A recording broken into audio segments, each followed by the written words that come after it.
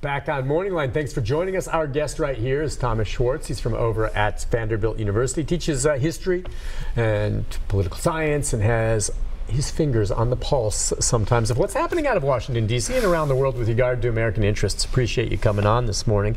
We can take your phone calls as we're talking most recently through the first part of the show on the fact that they're going to vote on that budget plan in D.C. to try to avoid a government shutdown and what it means as to whether or not the border wall will be built the way Donald Trump wants. The president says he's not happy with this deal, but it looks like he may sign it. But, you know, again, until he does, you know, by the way, and I'll get to your calls in a moment. Lines are open. Jump in. Give me your thoughts.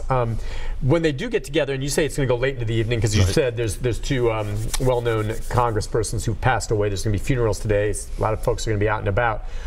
But once they pass it by vote, how quickly does it get to the president's desk? Is this something that he has to sign tonight before midnight? Can he sign it tomorrow morning? I'm just curious. How does that work? He has to sign it before tomorrow night before midnight. Before tomorrow night before midnight. So he could wait. If for some reason, you know, it just doesn't happen or whatever, if it's not signed by tomorrow midnight, then the government shutdown happens Saturday morning. Partial government shutdown again. Yeah. Okay. All right. Let's get to the phone calls. We'll go to Joe. Joe, good morning. Hi, Joe. Good morning, Nick and Hey. Professor.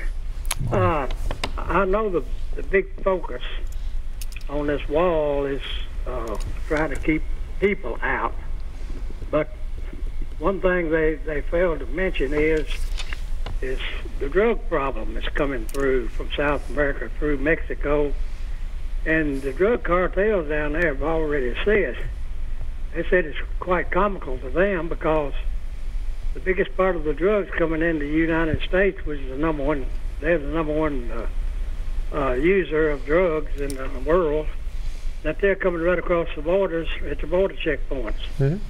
So nobody's addressing that. To me, I might be wrong, but I think that's a much bigger problem than the people that's trying to come into this country. Joe, yeah, I think that's an excellent point. I mean, we have heard the president has said time and again, in addition to these criminals and felons coming across the border, that it's a pipeline of drugs, and the statistics from the FCC, and yes, there is some drugs that comes across there, but no, the vast majority of the drugs that come into this country come through the airports. They come by water along shore, we know that, and other means besides across the border. They come also through the legal checkpoints in the sense that they are part of they come through regular crossing points. And there's a way to disguise it. There's literally millions of cars that come across the border every year through customs, and those guys do a good job. But if they checked every one super thoroughly, they would never move. They would never move. I mean, I've been through there. I've been through it, and they ask a few questions. They look. They've got maybe a profile of what they're looking for, and they may do more searches. Randomly, they'll pull you aside and maybe search your car for no other reason. It's just random, and that's fine. But, I mean, what do you think about that? That's where I get to the heart of some of what I hear of those who are pushing the wall, and many supporters who believe what they hear, and you want to believe your leaders are telling you the truth. But, I mean, then you look at the facts. I mean, I believe there's an issue along the border that needs to be dealt with. Do I believe it is an emergency? And do I believe there are hordes of mongrels coming to this country that are going to storm us and rape and pillage and are bringing boatloads and truckloads full of drugs illegally across? No. It's not what I believe. The fact is that's not of that scope. So how do you know what the truth is? Well, I mean, I look at the FBI numbers. Yes. I mean, come on. No, it scares people. I think the thing is, there is the opioid emergency. There is the scourge that drugs have played in this country, and then you jump from that to the fact that most drugs do come across the southern border, and I think that's how the issue has become inflamed. But clearly, the way it's characterized is filled with inaccuracy. Well, and the other thing about, the president did have a big rally in El Paso. Right. And there is a wall there that I think they acknowledge helped. But both the Republicans and Democrats in El Paso in that area, the mayor, who's Republican and a Trump supporter, said, wait a second. Crime was down before this wall was built. Right. My point being, if you want to go ahead and build this big wall and do it, as the president suggests, fine, and will it help to some degree? I'm sure it will. You think that's going to stop the drugs coming in this country? You're wrong. Period. End of story. That's not going to stop it. No, and I think what they need is this, what they talk about, smart enforcement. Yes. More a blending. Maybe wall with other things. And okay, let's go to Lee. Lee, good morning. Hi, Lee. Hey. Hey, Lee. I have a question. What happened to the line item veto? That, Oh, yeah. I'm not sure if it was President Bush or... Was it Reagan? Or, yeah, I remember. I know what you're talking. You mean where they can go through, like when they're doing this budget, and someone like the president then just said, "I don't want this." That item, they just video that line out of there. That's a great question. Great question. Does it still exist? And explain how that worked for a president and why it was different. And presidents loved having it. Yeah. The problem was unconstitutional. So it lost in the courts. Did it work for a while? Was it used? I don't know. Some reason I associate that going back to Reagan. Reagan, yeah. No, they implemented it, and he wanted to use it, and then it was challenged in the courts and found unconstitutional. So it really never got off the ground as a tool for restricting budget growth. In the past, there was, of course, it was more the concern with government spending out of control, and so the president would then be able to line item and that. And unfortunately, it runs aground of constitutional principles. So you believe that there could be some merit in a line item veto, perhaps? Well, under the right president, yes. I mean, I think it would be. The problem is that it would tilt the balance more toward the president, and there is a question of whether that's a good idea. Okay, now I see where he's coming from too, though. If you're going through this massive 1,200-page bill and you're seeing this, and you see something that needs to be changed, whoever it is that sees it, and I guess the president would have this power, if you want to change it and do it constitutionally, you have to go back and bring the whole kit and caboodle up again, which can open up other. Whereas if a president just sees this one, and maybe it's something that everyone agrees needs to be out of there, and he's just like, yeah, I don't know how that slipped through here, let's get rid of it.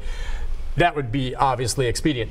Gone. Oh, yeah. But unconstitutional. Now, I understand how other ways can make it dangerous, where the president just slashes all these things that Congress has put in there. Then that's not right. The problem is that the president's power.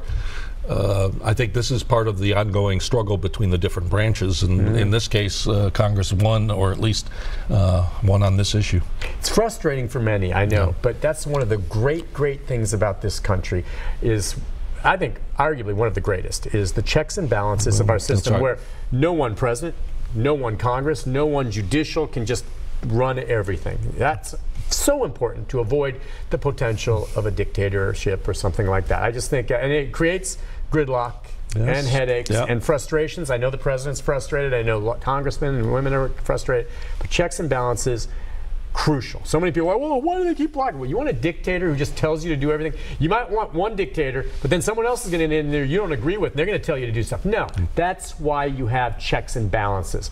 And I think it's one of the greatest things about America. Let's go next to Cindy. Good morning, Cindy. Hi, Cindy. Good morning, Nick. Good morning. What's on your mind, Cindy? Well, I want to wish you both a happy Valentine's Day. You too.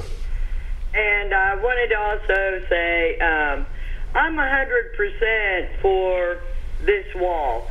I do not mind legal immigration, because when I work in a business, I have to verify all the documents that you presented, for the purposes of tax. Sure. Okay. If I can't verify it, then I can't put you in. I mean, there's just, you can't come to me with nothing. It's for all people. All people. Oh, I agree. So, but I also want to say is I believe in the wall because, yes, it is an invasion. For the fact is, I used to go to Mexico here and there, very rarely. But anyway, they're all paid really good money. And I have hired a lot of people that had legal documents to be in the United States that I could verify.